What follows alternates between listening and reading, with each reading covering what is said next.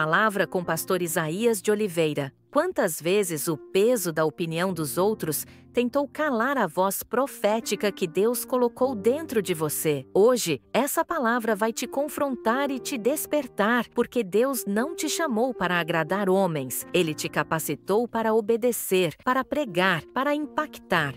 Irmãos, eu com muita alegria quero vos cumprimentar com a paz do Senhor.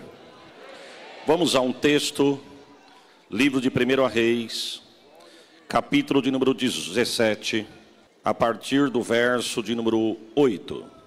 Enquanto os irmãos procuram, quero deixar registrado neste altar uma palavra de gratidão a Deus, pelo privilégio que Deus me concede de retornar a esta cidade, em especial a esta casa de oração. Sou grato a Deus por isso. Sou grato a Deus pela vida do pastor deste campo, pastor Jairo Santana. Deus em Cristo abençoe a vida do servo de Deus, a sua casa, a sua família, o seu ministério. Cumprimentando o pastor, eu estou cumprimentando a todos os obreiros deste campo abençoado. Que Deus em Cristo abençoe a todo o ministério. Agradeço a Deus pela vida dos servos do Senhor. Os irmãos na liderança da mocidade, os servos de Deus na liderança dos adolescentes. Deus abençoe pastor Lucas, pastor Gesiel. Enfim, que Deus abençoe todos que estão envolvidos. Eu tenho certeza que é um exército que está por detrás, trabalhando para que isso possa acontecer. Irmãos, com todo o respeito que eu vou dizer, eu não vim trazer novidade, eu vim pregar uma palavra. Eu estou falando isso porque parece que depois do louvor, muita gente levanta para sair, para ir lá para fora. Eu não vim te corrigir porque eu não sou pastor da igreja, mas a palavra está conosco. Se você saiu da sua casa para vir aqui só ver o que você quer, era melhor você ter ficado na sua casa. Mas se você saiu da tua casa para se encher de Deus, até a bênção apostólica Deus tem vitória para te dar. Então fica no seu lugar. Olha, os irmãos estão comendo coisa boa aqui desde quinta-feira. É quinta, é sexta, é sábado, é domingo de manhã. Domingo à noite é a rapa do tacho mesmo, meu. Mas sabe quando a mãe fazia o bolo, que ela ia untar a assadeira e colocar na assadeira, você ficava olhando para deixar um pouco para você rapar com a colher? Lembra disso, pastor Nelson Guirra? Ficava olhando e você dizia: não, mãe, deixa isso aí para mim, porque eu quero rapar com a colher. Fica tranquilo, nem que seja uma rapinha, Deus tem para nós aqui nesta noite aqui. Só que a rapinha de Deus é coisa boa. Vamos ao texto. Sou grato a Deus pela vida da minha família que está comigo. Não é sempre que podamos estar juntos, mas as férias das crianças nos ajudou e nós estamos juntos. Deus abençoe o irmão Maicon Tocha, prazer em revê-lo. Deus abençoe a dupla, os irmãos Canção e Louvor. Deus em Cristo vos abençoe e continue vos prosperando. Vamos ao texto. 1 Reis, capítulo de número 17, a partir do verso 8 está escrito. Fica atento porque Deus já vai abrir porta de profecia para você na leitura. Então veio a ele a palavra do Senhor dizendo: levanta-te e vai a Serepta, que é de Sidom, e habita ali, e eis que eu ordenei ali uma mulher viúva que te sustente. Então ele se levantou e foi a Serepta, e chegando à porta da cidade, eis que estava ali uma mulher viúva apanhando lenha, e ele a chamou e lhe disse: traze-me, peço, num vaso um pouco de água para que eu beba. E indo ela buscar, ele a chamou e lhe disse: traze-me agora também um bocado de pão na tua mão. Porém ela disse: vive o Senhor teu Deus, que nem um bolo tenho, senão tão somente um punhado de farinha numa panela e um pouco de azeite na botija. Vês aqui, apanhei 2 cavacos e vou preparar-o para mim e para o meu filho, para que comamos e morramos. Elias disse: vai, não temas, faça conforme a tua palavra. Porém, traze primeiro para mim um bolo pequeno, traze-me para fora, depois farás para ti e para o teu filho. Receba a profecia, porque assim diz o Senhor Deus de Israel: a farinha da panela não se acabará, o azeite da botija não vai faltar, até o dia que o Senhor dê chuva sobre a terra. E foi ela e fez conforme a palavra de Elias. E assim comeu ela e ele e a sua casa muitos dias. Quem não recebeu na primeira, receba na segunda. Da panela a farinha não acabou, da botija o azeite não faltou, conforme a palavra do Senhor que falara pelo ministério de Elias. Quantos dizem amém, irmãos?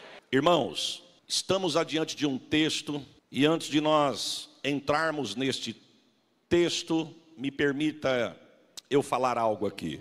Eu estava lendo esses dias um comentário de um determinado pastor, e ele fez um comentário que eu achei muito importante, Deus me traz aqui agora na memória. Ele disse no comentário que a nossa comunhão com Deus é como um fio, melhor dizendo, um fio de linho muito fino, muito sensível, que pode ser rompido de uma maneira muito fácil.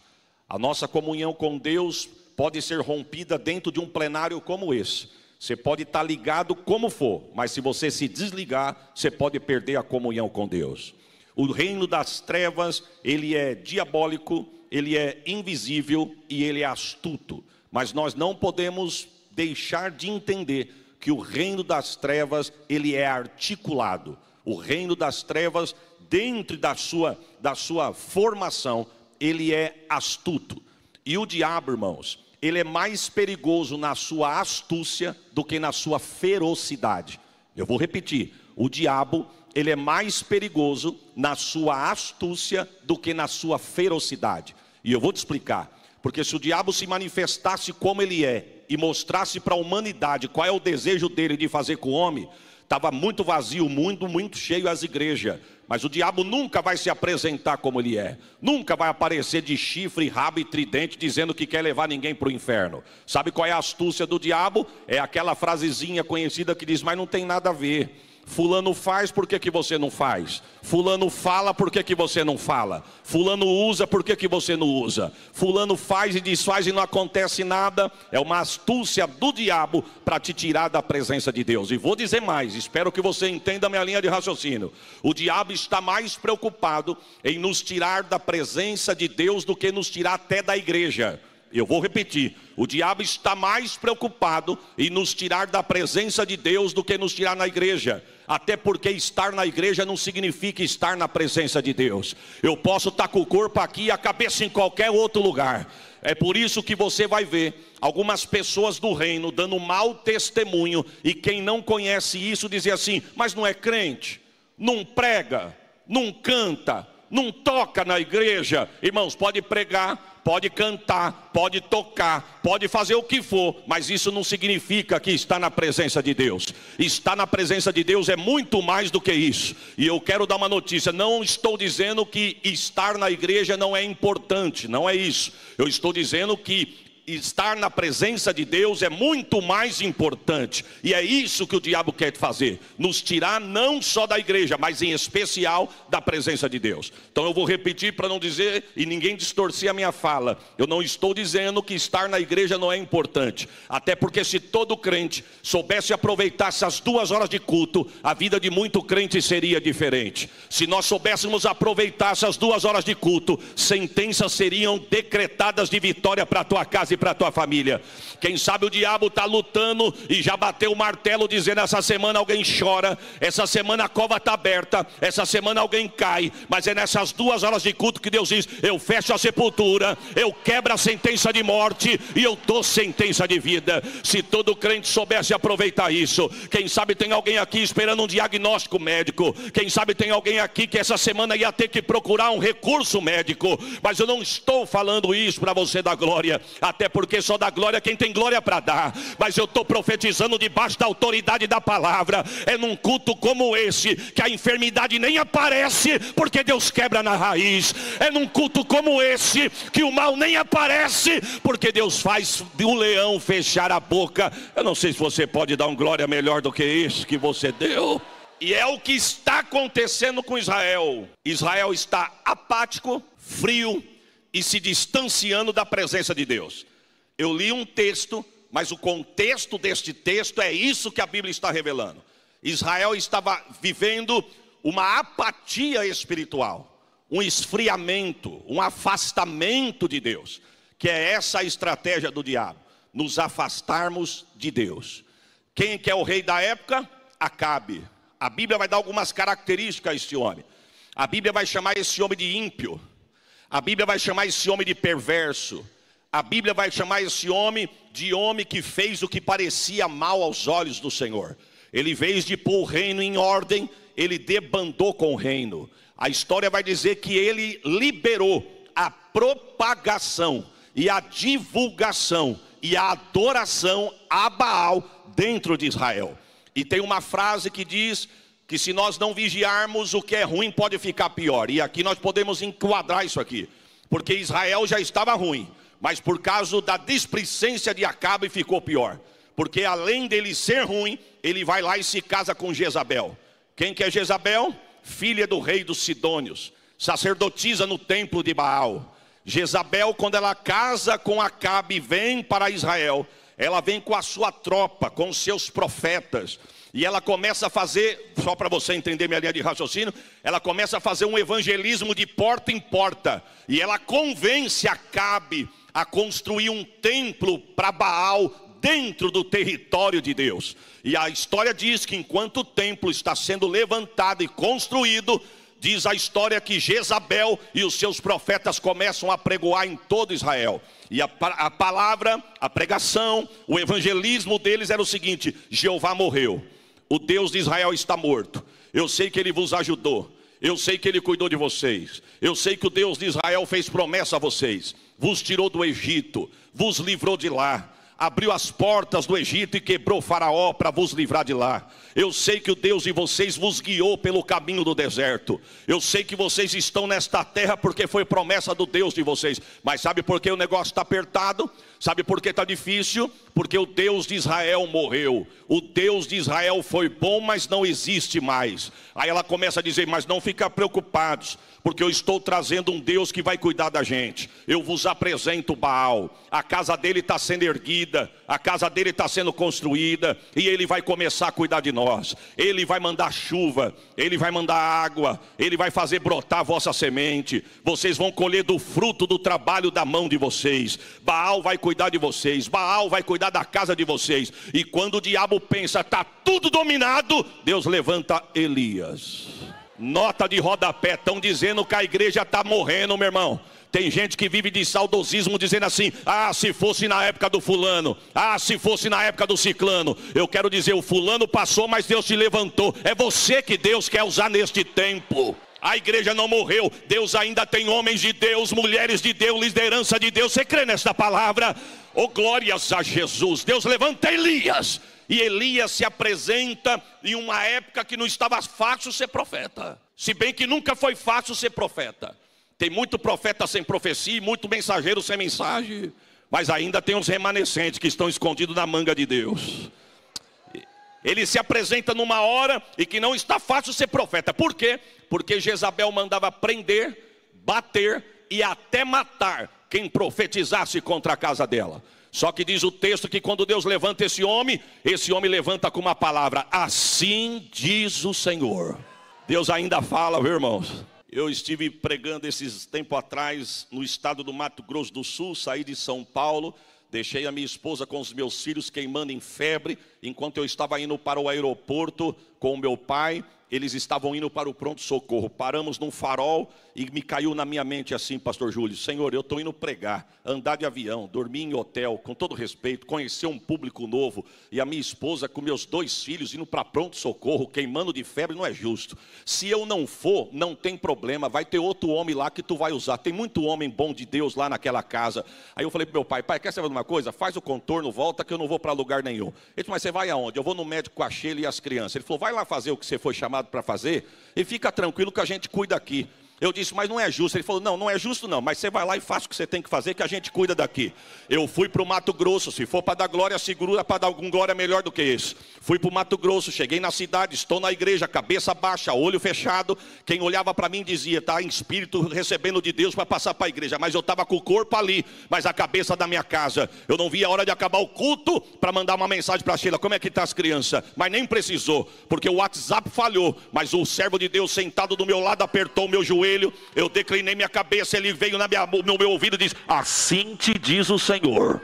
Quem tem glória dá glória, quem tem aleluia dá aleluia. Deus na boca dele disse assim: por que você está preocupado com a tua casa? Por que você está preocupado com os teus filhos? Eu te digo assim, filho, faça o que eu te trouxe para você fazer, que enquanto você me adora aqui, eu dou saúde na tua casa. Receba esta palavra. Enquanto você adora Deus aqui, Deus te dá saúde, Deus abre porta, Deus fecha a boca do leão. Receba esta palavra. Até parece jargão de pregador, né, pastor Sérgio Reis? Até parece jargão de pregador, dizer, dá glória aqui que Deus visita lá, dá glória aqui que Deus faz lá, mas é isso mesmo. Você adora aqui, Deus fecha a boca do leão lá. Você adora a Deus aqui, Deus corta laço de morte lá. Você adora a Deus aqui, Deus fecha a sepultura lá. Quem sabe na volta da tua casa hoje, alguém ia chorar, mas Deus está dizendo, pela tua adoração, corrente é quebrada, cadeada despedaçada. Receba esta palavra. E esse homem se apresenta. E olha como ele se apresenta. Vive o Senhor. Não é assim que está escrito? Eu li a partir do 8, mas do 1 ao 7 talvez está onde está o maior mistério da mensagem. Ele se apresenta dizendo, vive o Senhor. E quem é ele? Elias o Tisbita. E quando você vai estudar a Bíblia, você conhece, eu estou falando isso para falar. Mas Tisbita não é sobrenome. Tisbita é de onde ele veio. Ele era da terra de Tisbe. Pega o mapa da geografia da época e tenta achar Tisbe para tu ver. Ou seja, Deus levanta um homem desconhecido, de uma cidade desconhecida, de um povo desconhecido, para fazer uma grande obra. Porque quando Deus quer, não precisa vir de terno rosa-choque nem verde-limão para o homem te enxergar não. O que é teu, ninguém vai tomar aquilo que Deus falou que é teu. Vive o Senhor. Irmão, por que Elias se apresenta dizendo, vive o Senhor? Pastor Lucas, porque Jezabel estava pregando dizendo que Deus morreu. A gente olha assim, parece que é raso, né? Mas quando você vai estudar, você vai ver a profundidade da palavra. Deus falou só uma frase. Morreu, morreu, morreu, morreu. O homem diz, vive o Senhor. Alguém pergunta, mas está morto ou está vivo? Acabe e diz, morreu. Elias diz, viveu. Morreu ou viveu? Elias disse, está vivo. Ele está tão vivo que eu estou de pé. Ele está tão vivo que eu estou aqui. Ele está tão vivo que fala na minha boca. Eu vou profetizar. Ele está tão vivo que tem cuidado de você, tem cuidado da tua família. Ele está tão vivo que você já pode dar um glória pelo amanhã, porque ele já... Eita, não é assim que diz o hino? Porque ele vive. Posso crer. Eu até queria cantar, mas depois disso aqui, quem sou eu para cantar? Não é assim que diz o hino? Porque ele vive, podemos crer no ar. Tem alguém dizendo que vai pôr picanha na tua mesa. Tem alguém dizendo que não vai faltar combustível no tanque do teu carro. Eu quero dizer que é o pão na tua mesa, quem dá não é homem. Combustível no teu carro, quem dá não é homem. Ele está no trono, é dele, por ele, para a glória do nome. Não vai faltar, levanta a mão e receba a profecia. Não vai faltar sapato nos pés, não vai faltar veste no corpo, não vai faltar pão na mesa e prepare um glória. Não vai faltar azeite, azeite, azeite sobre a tua cabeça. Eita, irmão Lenilson, glórias a Jesus. Eu estou sentindo Deus aqui. E olha o que ele diz. Ele se apresenta dizendo, vive o Senhor em cuja presença eu estou. Olha o que ele fala. Que segundo a minha palavra, não cai chuva do céu e nem orvalho da terra. Sabe o que Elias está dizendo? Eu não estou fechando só a torneira não. Porque se fechar uma torneira tem outra. Se fechar outra tem outra. Eu estou fechando logo é o registro. Abre a torneira para ver se sai água. Irmãos, nós estamos passando por um tempo de estiagem. Os irmãos que têm carro e a garagem talvez não é coberta, ou as irmãs que esquecem roupa no varal, não está amanhecendo ensopado. Esses dias eu estava em São Paulo, onde o meu carro eu pus para dormir, não tinha garagem coberta. Quando eu olhei, ensopa escorrendo para-brisa. Por quê? É por isso que Elias está dizendo, eu não estou fechando só a chuva, e não adianta porque a noite vai ter sereno. Eu estou fechando é o registro, não cai água do céu, não cai sereno, não cai chuva, segundo a minha palavra. Eu quero crer que o céu falou, quem foi que mandou essa nota aí? Elias, puxa o saldo dele está explodindo, então fecha. Se tiver unção, se tiver Deus na vida, se tiver graça de Deus, a palavra de Deus vai ter poder nos teus lábios. Receba o peso desta palavra. E o que me chama a atenção é que, irmão, eu nunca vi um ministério tão rápido de ascensão que nesse moço, esse homem. Ele apresenta-se no palácio, pastor Nelson, mas não dá poucos minutos, Deus já manda ele sair de cena.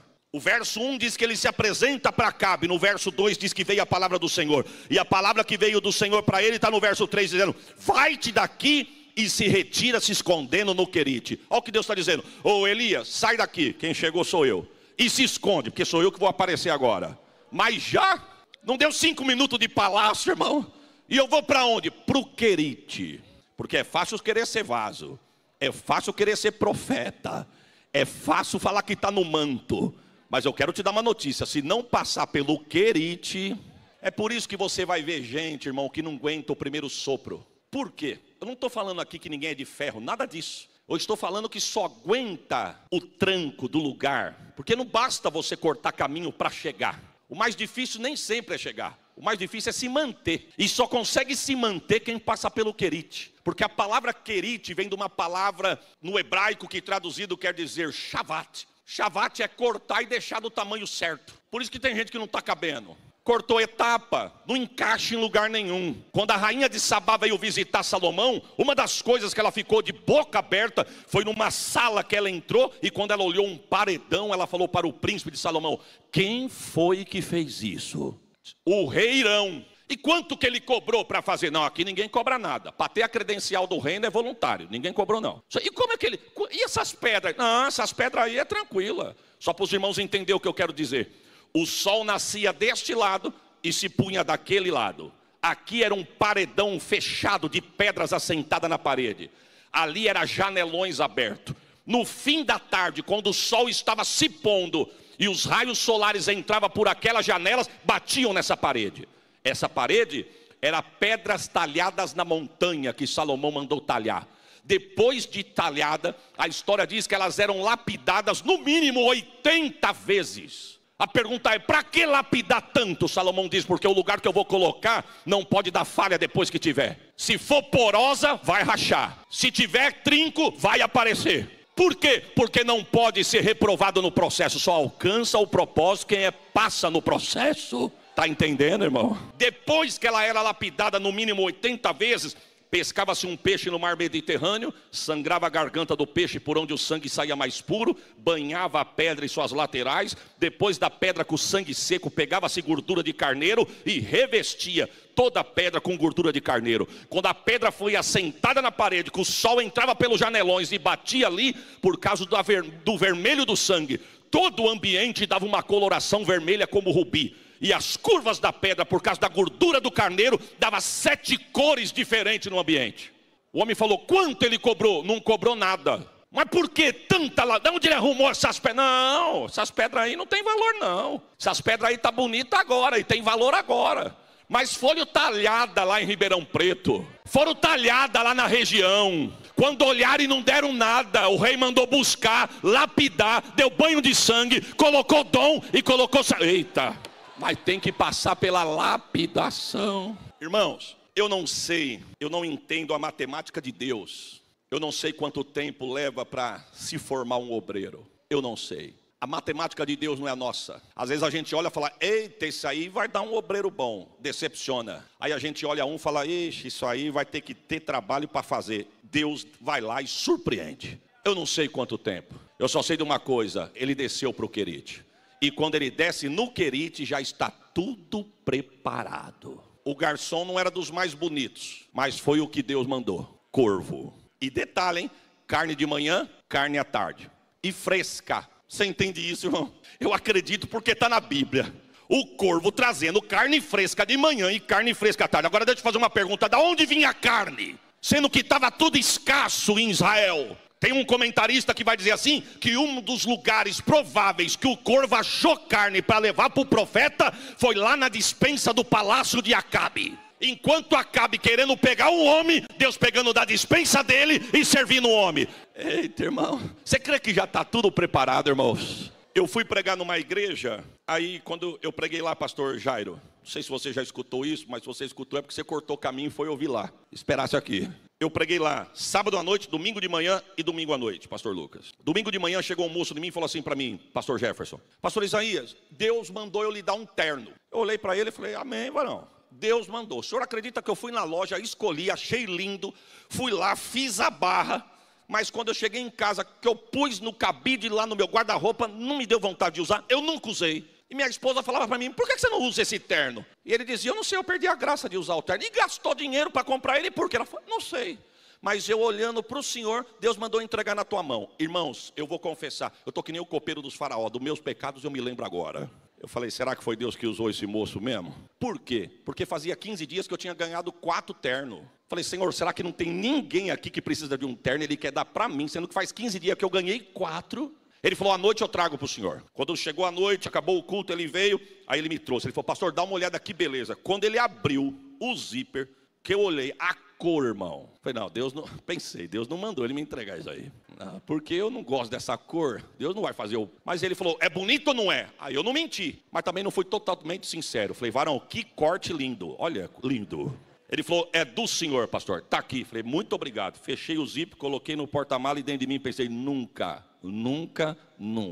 Segunda de manhã, estou voltando para São Paulo. Na época eu ainda morava em São Paulo.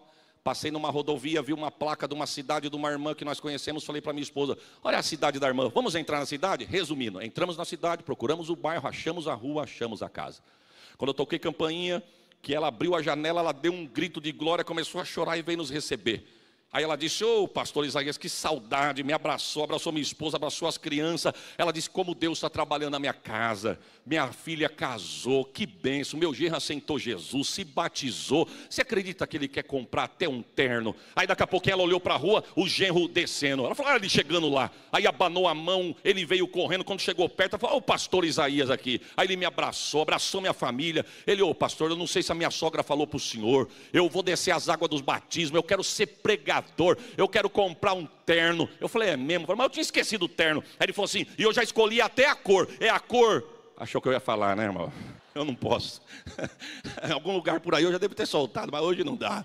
É a cor. Quando ele falou a cor, eu falei, eita varão, espera aí, tá aqui, ó, Deus mandou. Mandou. Quando ele abriu, falou, é a cor que eu queria. Eu falei, então é a cor que Deus está mandando. Deus não vai deixar, porque tem hora que a gente só quer receber, mas tem hora que Deus quer fazer de você o peixe para levar. Você acredita nisso, irmãos?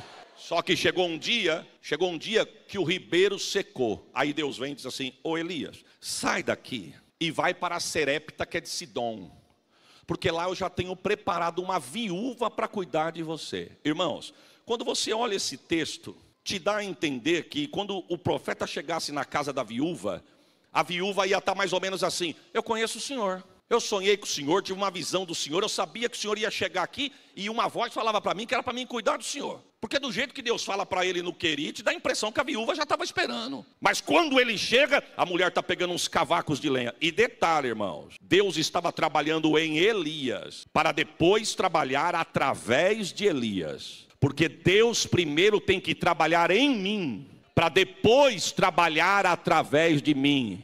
Tem muita gente querendo fazer sem ser, e fazer sem ser para Deus não tem valor. Deus quer que primeiro você seja, para que depois você faça. O capítulo 18 de 1 Reis estava esperando o profeta. Então Deus estava trabalhando em Elias, para que no capítulo 18 ele chegasse do jeito que Deus queria. E tem hora que nós não entendemos isso, irmão. Tem hora que dá vontade de entregar o cargo. Tem hora que dá vontade de jogar a toalha. Tem hora que dá vontade de jogar tudo para o alto. Tem hora que não dá vontade de fazer mais nada. E muitas das vezes nós não entendemos que é Deus trabalhando em nós, para depois trabalhar através de nós. E aqui é o que está acontecendo com o profeta. A história vai dizer que todo judeu conservador, como Elias devia ser, a história diz que eles erguiam a mão para o céu e agradeciam a Deus todos os dias de manhã, dizendo, Jeová, eu te agradeço porque eu nasci homem, não sou estrangeiro, não sou viúva e nem leproso, pois Deus manda ele ir numa terra estrangeira, ser cuidado por uma mulher e viúva. Mas ele entendeu e ele foi. E quando ele chega lá, a mulher está pegando uns cavacos de lenha. Você conhece o texto? Aí o texto diz que ele olha para a mulher e fala assim, a senhora pode me dar um pouquinho de água? A mulher olhou e falou, pois não. Foi buscar água. Ela traz a água, ele bebe a água e fala, agora dá para o senhor ir lá dentro e buscar um pedacinho de bolo para mim. Ela disse, vive o Senhor e vive a tua alma, que eu não tenho nada na minha casa, a não ser um pouquinho de farinha na panela e de azeite na botija. Olha o que ela diz, se você pegar o texto, olha o que ela diz, vês aqui, eu estou pegando 2 cavacos de lenha. Sabe o que ela está dizendo? Eu tenho tão pouco na panela e tão pouco na botija, que se eu pegar e fazer um fogo alto, queime, não dá para cozinhar. É por isso que ela diz lá, eu estou pegando 2 cavacos de lenha, o fogo tem que ser baixo, de tão pouco que eu tenho. Eu vou fazer sim um bolo, mas é para mim comer metade, meu filho é outra metade, e vamos esperar a morte. Mas o profeta não arredou não. O profeta olhou e falou, vai lá e faz do jeito que a senhora falou. Só que primeiro traz para mim. Exigente, irmão. Só que ela também não sabia a bênção que estava esperando ela. Vai e faz primeiro para mim. Eu não quero comer lá dentro, eu quero comer aqui fora. E o bolo eu não quero grande, o bolo eu quero pequeno. Aí ele manda a profecia: porque assim diz o Senhor. Levanta a mão. Da panela a farinha não vai faltar, e do azeite, da botija, o azeite também não vai acabar, até que Deus mande chuva sobre a terra. Se você crê, receba o peso desta palavra. Irmãos, a pergunta é: não tinha viúva em Israel para Jesus, para o profeta cuidar, não é? Tinha. E por que Deus foi cuidar de um estrangeiro e não dos da casa? Eu falei no começo da minha fala, porque estavam longe de Deus. E a regra é clara, irmão: eu me afasto de Deus, Deus se afasta de mim. Eu me aproximo de Deus, Deus se aproxima de mim. Foi isso, Jesus vai dizer isso mais tarde. Chegou um sábado de manhã, Jesus disse: eu vou para a sinagoga, hoje eu vou para o culto. E vou já dar uma notícia: quem vai para casa sou eu, e quem vai pregar a palavra sou eu. Ele é o dono da casa, irmão. Quando ele chega na sinagoga, o altar tinha 3 cadeiras. Quantas cadeiras eu disse? A do presidente, a vazia que estava esperando o Messias, e a do lado que era do dirigente do culto. Jesus já chegou para pregar. Tanto é que o dirigente do culto, quando olhou, falou assim: esse mocinho que está chegando aí, a palavra hoje está com você. Disse: não, a palavra não está com ele, a palavra é dele, é ele. E ele falou: é hoje que eu vou pregar. Ele ele sobe no altar, abre o pergaminho e ele lê o que está escrito em Isaías: o Espírito do Senhor Jeová me ungiu para poder pregar. Quando ele lê o texto, ele fecha o texto, e a Bíblia diz que ele vem e senta na cadeira do Messias. Aí ele olha para a igreja e diz: hoje se cumpriu a profecia acerca de mim. Pensa que o povo gostou? Pegaram Jesus e jogaram para fora. Queriam matar, mas como não conseguiram matar, jogaram ele para fora. Nota de rodapé: se nós não vigiarmos, irmão, em algumas igrejas Jesus não pode nem entrar mais. E eu não estou falando isso para tocar no teu emocional. Eu estou falando isso porque Deus tem me dado a oportunidade de pisar em alguns altares. E tem altares que a gente chega, pastor, a liderança diz assim: o senhor tem esboço? Não. O senhor pode falar o que o senhor vai pregar? Aí perde a graça. Não, eu preciso saber. E por que o senhor quer saber antes de eu pregar? Porque eu preciso passar um pente fino. Porque nem tudo aqui pode ser dito, porque tem pessoa que não aguenta ouvir. Quem mata é o pecado. Quem mata é o pecado. Quem mata, a palavra limpa, a palavra transforma, a palavra renova, a palavra santifica. Parece brincadeira isso, né, irmão? Mas está assim por aí. Não estou generalizando. Tem casa que ainda prioriza a palavra, mas tem umas 3 horas cantando. Olha, hoje não dá tempo, viu? Desculpa, nós convidamos o senhor para uma outra hora. 15 minutos. Para saudar a igreja já foi 5. Para ler o texto mais 3. Mas o texto vai dizer que ele manda a profecia. E diz o texto que não faltou. Irmão, sabe quanto tempo esse homem, essa mulher e o filho dela foi sustentada numa dieta de farinha e azeite? A história vai dizer que foram 1 ano e meio. 1 ano e meio sem ninguém mexer um braço e não faltava nem farinha nem azeite. Não, eu tinha dado glória por essa palavra. A pergunta é: de onde vinha, irmão? Eu quero crer que a viúva dizia assim: ó, ô profeta, ô filho, aqui ó, estou fazendo para janta a última porção de farinha e o último bocadinho de azeite. Estou avisando, hein? Vamos comer porque não tem mais nada. A panela está limpa e a botija está vazia. Faziam, comiam e iam dormir. O céu descia. Eu não sei como, mas eu acho que o anjo descia e fazia na panela: toma farinha. Na botija, toma azeite. Farinha, azeite, farinha, azeite, farinha, azeite, farinha, azeite, farinha, azeite. Quando levantava no outro dia, que o menino dizia: mãe, eu estou com fome. Eu já falei que não tinha, já avisei ontem à noite para ninguém chorar de dia. Você quer ver como não tem? Abria a panela, toma farinha. Abria a botija, estava lá o azeite. Não vai faltar.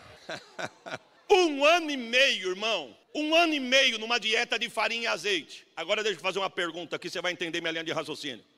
Uma mãe que estava esperando a morte recebe um homem de Deus em casa. O homem profetiza que não vai faltar, e não falta mesmo. 1 ano e meio não faltando na panela e na botija. O menino quer comida, a mãe tem para dar. Estão com fome, tem para comer. A pergunta é: está tudo bem? Sim ou não? Os irmãos estão comigo, irmão? Ou será que nós estamos falando tanto de panela que os irmãos já iam para a praça da alimentação? Eu vou perguntar de novo. Humanamente falando, está tudo certo, sim ou não? Mas o céu olhou e falou: está faltando um negócio aí ainda. Eu vou descer e vou me revelar para essa mulher. Sabe o que Deus estava dizendo? Eu vou mostrar para ela que eu não quero ser só o provedor na casa dela, não. Eu também quero entrar aqui para ser o salvador. Porque tem gente que só quer Deus como provedor, mas Deus está dizendo: eu vou entrar na casa, eu vou entrar nas famílias. A palavra é profética, quem crê recebe. E eu não estou falando isso para você dar glória, porque queima no meu coração. Deus vai visitar filhos de mães que estão orando para Jesus salvar. Deus vai entrar na casa de famílias, que famílias estão orando para Jesus resgatar. Deus está dizendo: eu não vou só prover, eu vou salvar, eu vou salvar, eu vou...